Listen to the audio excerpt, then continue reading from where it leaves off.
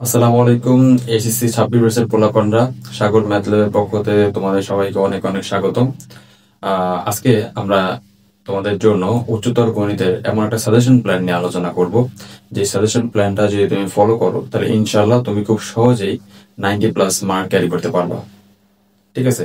তোমাকে তোমার তোমার কনফিডেন্স লেভেল যতটুকুই থাকুক না কেন, তুমি আজকের পর থেকে, এই ভিডিওটা দেখার পর থেকে আমি তোমাকে ইনশিওর করতে পারি যে তোমার কনফিডেন্স লেভেল একটু হলেও বাড়বে।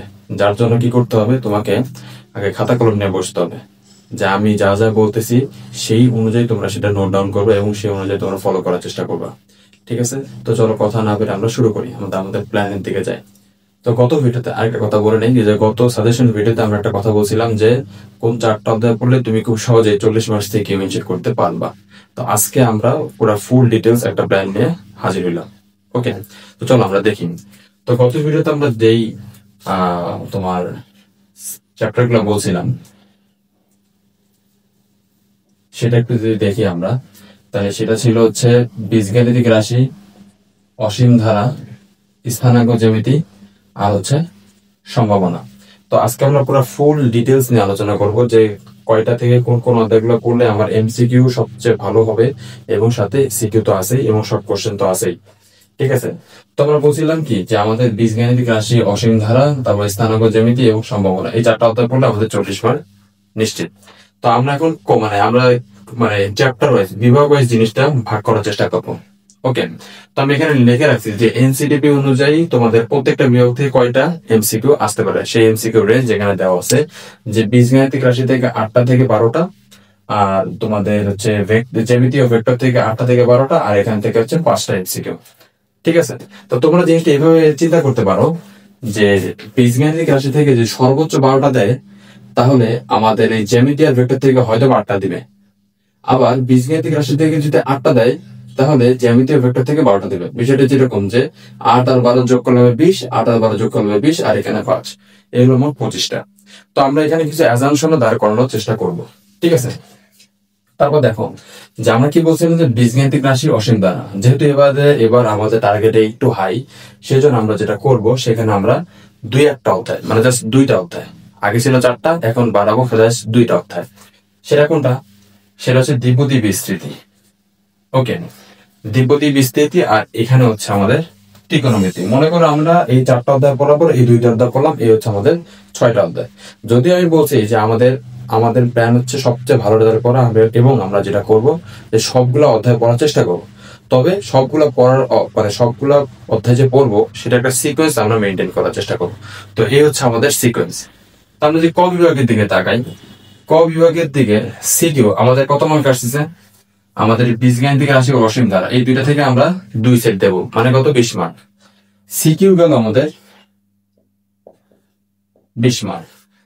আর আমি যেহেতু দ্বিপদী বিস্তৃতি অধ্যায়টা পড়ছি, এরপর আমরা ধরে নেই যে আমাদের এখান থেকে যতগুলো এমসিকিউ আসবে, এই অংশটুকু থেকে যতগুলো এমসিকিউ আসবে, আমি ধরে নিলাম আমি 6টা এমসিকিউ আনসার করতে পারবো।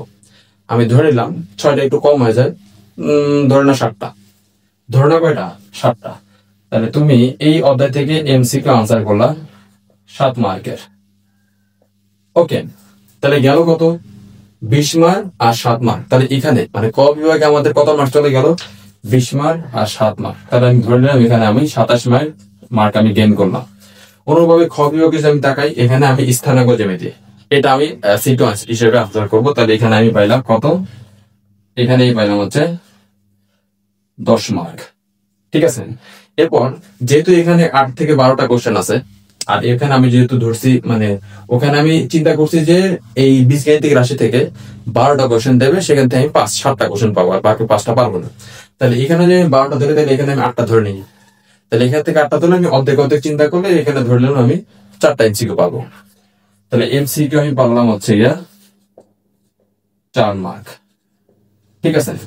অনুরূপভাবে এখানে যে আমি দেখি, তাহলে এখানে আমাদের যেহেতু ত্রিকোণমিতি এবং সম্ভাবনা দুইটা আমাদের ক্লিয়ার, কিন্তু আমরা এখানে সিকিউর জন্য আনসার করবো শুধুমাত্র একটা। তাহলে সেটা হচ্ছে আমাদের সিকিউ পাবো কত? পেলে সিকিউ পাবো আমাদের 10 মার্ক। আর এমসিকিউ 5টাতে 5টাই আমরা পাইলাম। তাহলে এখানে আমাদের কত আসছে? 14, এখানে আসছে 15। তাহলে এখন আমরা যদি যোগ করি 27 তারপর হচ্ছে 14 আর হচ্ছে 15। তাহলে কত আসতেছে আমাদের? 4 আর 5 যোগ করলে হবে 9, 9 আর 7 যোগ করলে হবে 16। তাহলে 16 6 হাতে কত 1, তাহলে 2 3 4 আর 1 হচ্ছে 5। তাহলে এই গেল হচ্ছে আমাদের 56 মার্ক সিকিউ আর এমসিকিউ মিলাইয়া। এরপর আমাদের আসবি শর্ট কোশ্চেন। তুমি যেহেতু 6টা অধ্যায় পড়ছো, তুমি মানে ড্যাম শিওর থাকতে পারো তুমি 5টা শর্ট কোশ্চেন ইজিলি আনসার করতে পারবো। তাহলে এখান থেকে পাইলা তুমি কত? 10 মার্ক। তাহলে 56 আর 10 তুমি পাইলা কত? 6 আর 6 66, তাই না? 66। তাহলে এখন বাকি থাকে কি আমাদের প্র্যাকটিক্যাল মার্ক। তাহলে সেই প্র্যাকটিক্যাল মার্ক, তাহলে 66 আর 25। প্র্যাকটিক্যাল সাধারণত আমাদের বাংলাদেশের প্রাথমিকতে 25 মানে 25 দেওয়া হয়। তাহলে এখানে কত? 6 আর 5 যোগ করলে হবে কত? 11। 6 7 আর 9 91। এই দেখো 90 প্লাস মার্ক হয়ে গেছে। 90 প্লাস মার্ক কি আমাদের কিন্তু হয়ে গেছে। এছাড়া কিন্তু আমি কিন্তু যেটা বলছি যেটা সর্বনিম্ন, তুমি কিন্তু অবশ্যই এই অধ্যায়গুলো পড়বা। আর এই অধ্যায়গুলো আহামরি কোনো কঠিন না।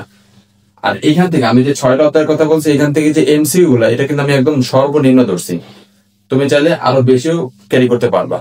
তো এইখানে এই অনুযায়ী যে আমরা ফলো করি খুব ইজিলি আমরা 90 প্লাস মার্ক ক্যারি করতে পারবো, which is very good number. বোঝা গেছে?